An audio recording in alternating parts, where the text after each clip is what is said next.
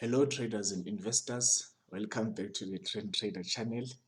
We saw that in the past week and a couple of days, the stock market has been hot, but that doesn't mean that there are no opportunities that we can get for us to buy stocks.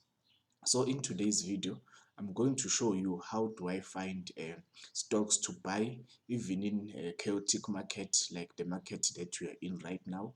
The aim of this video is to show you how we can use technical analysis to find good opportunities as opposed to buying stocks that we love or even buying the dips. So sit back, relax.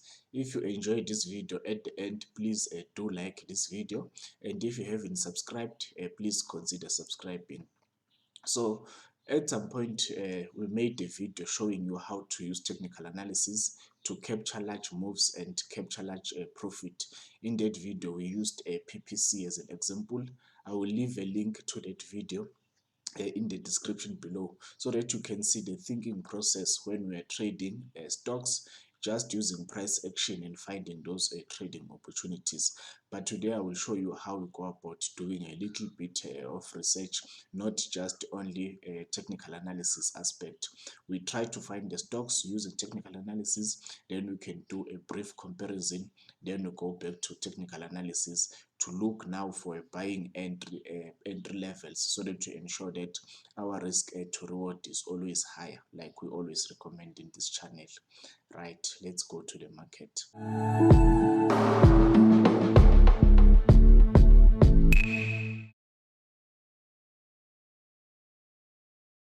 Okay, in order to get to that video, if you go to our YouTube channel, when you go to videos, then you scroll a bit down there, you will find this video, how to use technical analysis to capture large moves. Like I said, we used a PPC as an example in this video.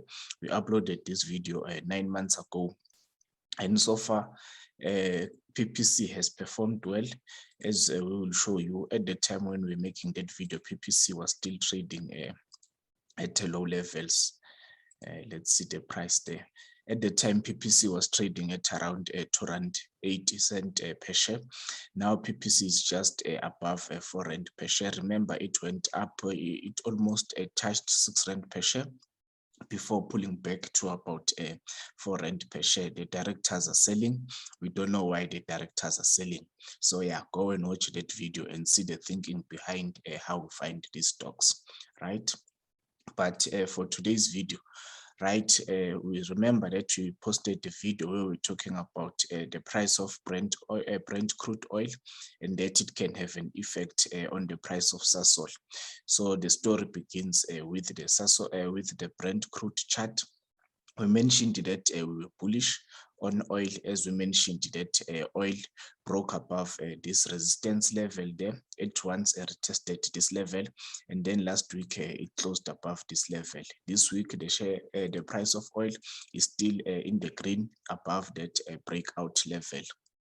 So that is the beginning of our thinking of why we want to find stocks within this sector. So now, once we have established that the oil is bullish or it's positive, it's moving upwards, then we started by looking at ETFs, depending on how you would like to trade oil.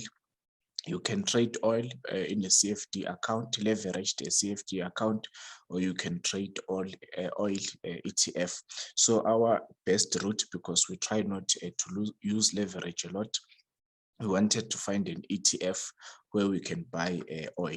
Then now we'll have a list of ETFs that we track, US ETFs. So the stocks that we're going to be talking about today are the stocks that you're going to find on your EasyEquities USD account, or if you have another platform where you trade USD stocks, like I use eToro as well. So now I have a list of the SPY ETFs here on my list.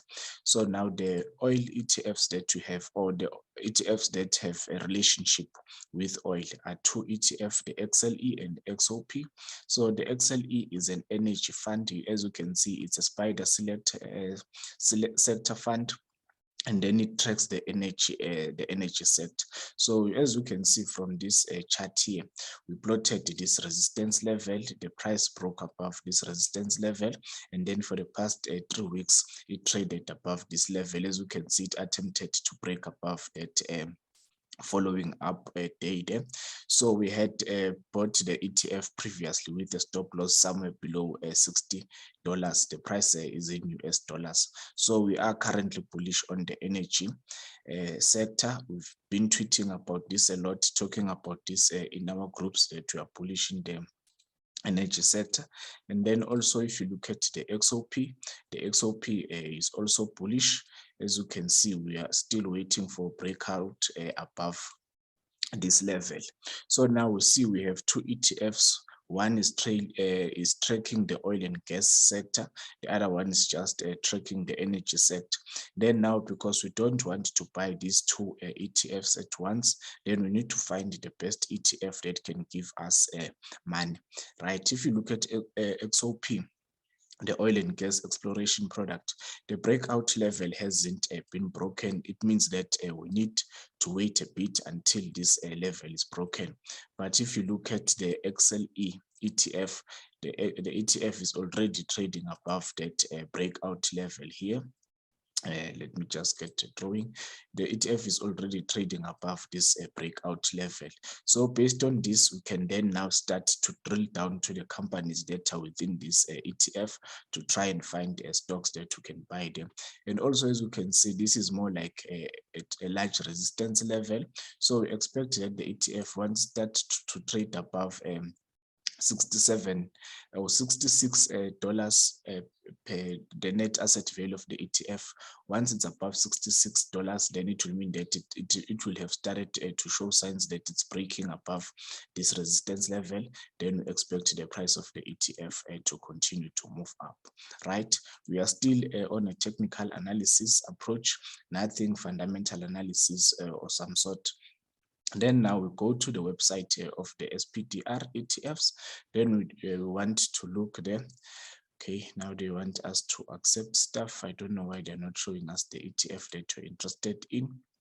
Right, so now we are in this spider. It's what SPDR, we just call it spider. ETFs. Then we are looking at the oil and gas exploration product. Now here we can find more information about the XOP ETF. We can see the net asset value, it's about $102. It's in the USD base currency. Like we said, that you can buy this in the USD EasyEquities account, or you can use another platform that allows you to buy US ETFs. Now we pay attention to the expense ratio of the ETF. This one is 0.35%. So we note this it's a bit higher. So we see that the information about the ETF aim to provide the investment result that correspond to the general S&P Oil and Gas Exploration Select Industry Index, right? That's a mouthful, but we are tracking the oil and gas sector, right? So as we just scroll down there, there's a lot of information that we can see. We see the expense ratio is 0.35%. The ETF distributes quarterly. So we are happy that if you hold this ETF, we can expect to receive distributions every quarter. Then we see the number of holdings, the number of companies inside this ETF. It's 59 companies. Let's see what else that I found interesting about this. Okay, all the other information is not that interesting. It does not help me very much to make a decision. Then when we look at the yield, meaning that the amount of money that you can expect to get when we hold this ETF, we see that the distribution yield is about 1.51% for this XOP ETF, right? And then the more we scroll down, then we're going to start to see the major holdings. So you see, these are the fund top holdings as of January 24, 2022. So now once we have an idea of all the companies that are in this sector, then we can start to drill down to each individual companies. But before we do that, let's go to look at the XLE ETF, the one that tracks the energy sector, right? The net asset value for that ETF, it's $63. Again, it's also in US dollars, but now the total expense ratio is much lower here. It's 0.12% compared to that 0.35%. Yeah, the 0.35% of the XLE ETF, right? So this one, it tracks the energy select sector index. Again, it's a mouthful, but it's an energy ETF. Again, the gross expense ratio 0.12%. The fund distribute quarterly, so both of them, they distribute quarterly. So we are happy that if as long as we hold these positions in these ETFs, we expect to get money from these funds, right? And then I want us to see the yield. Now, when you look at the yield for the XLE, let me make sure, yeah, this one is XLE, the other one was XOP. So now when you look at the yield is 3.72%. So this means that we will be getting more money from this ETF compared to the oil and gas ETF. But that is just not enough. Remember, we're not comparing the same sector, so we're not comparing apples and apples, but we're just trying to find a place where we can get more money from our investment, right? So let me see, did they mention the number of holdings? Right, this one has 21 holdings, the other one had over 50 holdings. So if you scroll there, then you're going to start to see the holdings that we find in these ETFs. So we see these are all energy companies: Exxon, Mobil, Chevron, EOG, Schlumberger, ConocoPhillips. All of them, they are just involved in oil and stuff. Same with this, we can see Exxon Mobil, as we saw there. Here there's Phillips 66. We still see ConocoPhillips. We see EOG again, as we saw in that one. We see Devon Energy, but this one has a long list, so you can download the full list here, right? So if you look at the weight of ExxonMobil here, it's about 2.6% compared to 23%. So this one is overweight on ExxonMobil, but this one has 21 holdings compared to the one that has over 59 holdings. Then we look at Chevron. Chevron is 20.41. If you look here on this one, let's see if they do have Chevron. Okay, we don't see a Chevron here, but let's see what else is there. ConocoPhillips, it's at 2.54%. If you look at this one, it's 4.57%, right? So now the next step is to go through each and every chart of these individual companies, trying to find buying opportunities. So I won't take you through that step because I've already done that, but just to make an example. So now if you look at the chart of ExxonMobil, right, ExxonMobil is also bullish. Remember, this is in the weekly time frame. So here we're looking at this resistance level, of which the stock has broken. It closed above this level. We took a position there with a stop just below $65 there.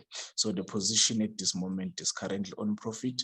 And also when you look here, we're waiting for the stock to break above this resistance level, above $74, $75, and then we expect the share price to continue to go up. If you look at Chevron CVX, let's see how that one is moving at this moment. All right, what we see here is that it's currently at a resistance level, so that requires a bit of patience to see that the stock breaks above 133. If it does, then it continue to trade high. But before that, we shared the chart with our members just below 120 to say that the stock was moving sideways, and then we got an entry position there. So far that position is in profit, right? Let's see SLP. So now we see Schlumberger, the SLP. Again, the chart, they all look similar. There is a resistance level that the stock is coming at. Then we wait for the stock to break above that resistance level, depending on how you zoom it. But as you can see, the price is currently above $38.8 US dollars with some little bit amount of volume in there. So you can have a stop loss just above 31 or 32 US dollars, and then again we can have a swing trade targeting $60. That means that you expect the share price to continue to go up, but the price can experience some hike up around this level. So now you see, with just using technical analysis, we were able to see a sector that was bullish despite the fact that the stock market is experiencing some challenges. The tech sector is being depressed. The companies, even though some of them release good results, but the share price keep on falling. Then we can look opportunities elsewhere in the market. And also remember, the goal is not to fall in love with the stock. If Apple has worked for you very well in the past, doesn't mean that you should hold on for your dear life on Apple, right? So now we were able to find a few companies that we added into our eToro portfolio just by using this approach. So we bought Occidental Petroleum. We spoke about this stock a couple of weeks ago that we're looking to trade at this resistance level. Depending on how you look at it, it can also look like a tiny cup and handle there. So we're waiting for the stock to break above this neckline, of which we see that it has broken above this level. So we have a position on OXY, Occidental Petroleum Corporation. All these companies, they pay dividends as well. So we'll be receiving distributions from the ETF, but also we'll be receiving a dividend from these companies. And we expect these companies to continue that the share price, they continue to trade higher. Right, so we have a position on XY. Then there's MGY. MGY, as you can see, it's very clear that the stock is on an uptrend. Even though that breakout last week it failed, the stock pulled back down there. So now we're just looking at these two levels. We don't have a position at the moment here, so waiting to see whether MGY is going to fall below $18, meaning that we'll have to cut our loss there, or else we're expecting MGY to come back and trade above this level. So that's another area that, another stock that is in focus that we are watching and monitoring there. We have a position on SLB. I've already showed you how we traded that position. We got in yesterday there, so we are still in a tiny bit of profit. But also, it's not just about the energy sector. We have a position on Macy's. Macy's is not a sector company. If you pull there, you can see that it's a retail trade. They run department stores there in the US. It's a company that has an $8 billion market capitalization and a dividend yield of 2.2%. One thing that I've noted so far is that the dividend yield in the US stocks isn't a lot compared to some companies in South Africa. But remember, some of our companies, the share price were depressed, but and then the relationship between the dividend yield and the share price is significant there. So just that we just want to show you the brief description. It says that Macy's engage in retail of apparel, accessories, cosmetics, home furnishing, and other consumer goods.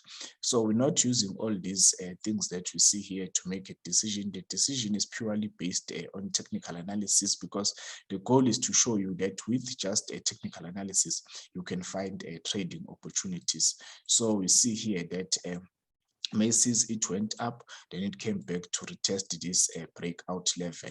So that is why we took that long there. And then we have a tiny stop loss here. For short term, we are targeting this recent swing high there, but for a long term target, we are targeting this area here, which is about $44 per share. So remember, we do swing a lot of trades. We showed you how much money we made just by swinging stocks. So we don't, it's not about a matter of buying a company and hoping that that company is going to be profitable for the next 5 years or so. We just want to make money now if the market allows us to make money at the current moment. Then another ETF that we bought a gold ETF. So the reason why we bought gold ETF, we see that gold is trading above the 200-day moving average. So the way that we plan to hold this trade, we entered somewhere around 172. We have a stop loss anytime when the price of this gold ETF close above below the 200-day moving average. Then we're going to exit, and then we are targeting this previous high there. So as you can see, this is about a 1:3 risk to reward. It's very important for us to always ensure that the amount of risk we are taking, it's a fraction of the potential reward that we might get in there. We're not saying that gold is going to go up, but at this moment we are bullish on gold. You see, people are bullish on stocks for different reasons, but our reason for being bullish on this thing is purely based on the chart. If you look at the chart of gold, it looks the same as that SPDR gold ETF. So we can trade commodities. You can trade these commodities using a CFDs contract for differences on leverage, or you can trade these commodities just by using what's this thing, using ETFs, which is what we are doing here. So yeah, in summary, what we did, we looked at the sector that was bullish. While the market is crashing, we saw that the energy sector and the oil sector is bullish. Then we started looking at ETFs that are there that track those two sectors. So these are the two ETFs, SPDR and XLE. The other ETF that tracks the energy sector is a Vanguard ETF, VDE. So the VDE, I have it on my EasyEquities USD account, but the XLE, I have it on an eToro account. As you can see, the trend is just it's simple, it's bullish. The share price is going up, the 200-day moving average is pointing up. The stock, the share price keep on finding support there, and then it continues to move up, breaking above this resistance level. So we are very much bullish on this. Even with the Vanguard ETF, you can go down there and look at the major holdings, but it's the same ETF as this one. The only difference is that the TER for the VDE is 0.1%, whereas the TER of the SPDR ETF is 0.12%. In my experience, all the Vanguard ETFs has lower total expense ratio compared to the SPDR ETFs. So do keep in mind, be mindful when we are looking at those ETFs. They do sometimes track the same or similar index. I just want to find the SPDR ETF that tracks tech so that you can see them. So that I can just show you that the chart look almost the same. You see, this is the SPDR tech ETF. You can see that the tech is now trading below the 200-day moving average. So we don't have a reason to have a position in the tech sector. Remember, it's a market of stocks. So just because the sector itself is getting depressed does not necessarily mean that all the stocks within the tech sector are depressed. We can still find gems there. But if we are just looking at the sector as a whole, the sector is a bit depressed. So the share code for the tech ETF from SPDR is XLK. The one for the Vanguard is VTI. You can already see that the VTI is also trading below the 200-day moving average. Even though it's attempting to stage a recovery, as long as the share price remains below the 200-day moving average, we are not buying that particular ETF. We can just wait on the side. Oh no, it's not VTI, it's VGT actually. Yes, Vanguard Information Tech. The VTI is the Vanguard Total Stock Market ETF with a total expense ratio of 0.03%. Basically, if you are buying this ETF, it's like you are getting it for free. The one that I want to talk about, the tech ETF, it's VGT, Vanguard Information Tech ETF, with a total expense ratio of 0.1%, right? So now you can see where to put your money at. There's no need for you to go and think that the tech sector is cheap, you're going to buy the dip and stuff like that. You can always buy high and sell higher, because we don't know how far the tech ETF is going to fall. It's possible that it has stopped falling, but we're going to see that once the share price is above this 200-day moving average. As long as the share price is below this level, there's really no need to waste money, because as you can see, yesterday Apple was down. Let's see, Apple was down 1.14%, but OXY was up 8.8%. Let's see how did Google performed yesterday. You know now it's called Alphabet. If you look at this, it was down, even though it looks like it's green. This is a weekly chart. It's still trading below the 200-day moving average. You look at Amazon. Amazon was decimated on Monday. So really, there's no need to waste your money. You see, Amazon for the past 3 weeks, it has been falling. Again, Netflix, they came with what's this? Okay, let me write the full name. So Netflix, they came with the numbers. The numbers, they looked positive, but you can see that the share price, it fell. So we tweeted this to show people that Once the share price starts to trade below the 200-day moving average, it's important that you exit. So if you were holding Netflix, you should have exited on that weekly close. That would have saved you the pain for the next following 3 weeks. As you see that the share price of Netflix, it fell from somewhere around 540 US dollars per share to about 366 rand per share.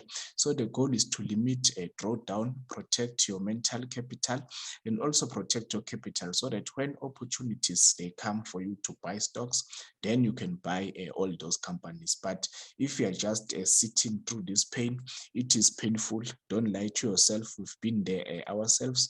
We've held stocks that were performing poorly. You can try to convince yourself, you can read a lot of Warren Buffett quotes, but it's not going to help you, because that pain that you feel, it's you as an individual that you feel. So always ensure that you are able to reduce your losses, so that you can reduce the drawdown in your portfolio. We don't want a large volatility in our portfolio, so that when the market recovers, then we can quickly make that money. Let me show you something that I find interesting in the market. Now we're going to start just where Netflix was around that 366. For Netflix to move from 366 all the way to the high of 690, it was an 88% movement there. It took a long period. Maybe let me plot it correctly so that we can see where it started. We're just going to use the breakout level here. So it took about 595 days just for the stock to move for that period. That was about a 90% movement upwards. But for it to fall from that level, it took just about, because you can see here, that was the pin bar, meaning that it rejected the higher prices. So to move from this week to where it is currently, it took about 70 days, and then it's a 46% move. So you see, it takes twice as much to go up, but for it to come down, it's just half of what it did there. So we've been looking at this from different securities to see how it happens. I don't know what kind of maths that they do there. As you can see, Bitcoin at 37,000 per coin to go all the way up to about 65. That was a 75% move. But for it to fall from that about 65,000 there, coming back to this level, it's about a 42% move. So you see, if you allow your portfolio to experience a large drawdown, you are going to work almost twice as much just to get back to the level that you are at. So now, since we are here already on the chart of Bitcoin, what we want to see, Bitcoin is still bouncing between these two support and resistance. So we're only going to be interested in buying Bitcoin once it's above this 40,000 mark, because then maybe that can tell us that Bitcoin is attempting to trade higher again. Otherwise, if Bitcoin drops below 30,000 point, then we're still going to expect it to continue to fall. Well, we don't want to predict where it's going to fall. We're just going to sit and wait and see. But yeah, if it can break below 30,000 per coin, then things can get a bit nasty. At this moment, we don't have Bitcoin in our portfolio. We also don't have EC10. So all our trading decisions, they are based on technical analysis. I know that in the recent videos, we've been sharing with you guys some fundamental information. That is because we want to ensure that our viewers and subscribers, they get as much as they can get from our YouTube channel, to ensure that even those who do not understand technical analysis, at least they get to see what kind of information they can look for in terms of fundamental analysis. We look at the financial statement, we look at the balance sheet, we look at the earnings per share, the profitability of the business. So we like to see those numbers increases quarter on quarter or year on year. So today I just showed you once again how to use technical analysis to find stocks to buy. It doesn't matter whether the stock market is falling or it's rising. There's always something to buy, something that is rising. Like I said, If you found value in this video, please make sure that you subscribe to our channel and you hit that bell notification there so that you do not miss any of the videos. And if you do find value in the videos that you upload in our channel, please like this and feel free to share these videos with your friends so that they can also make informed decisions when it comes to stock investing. Thank you. I will see you in the next video.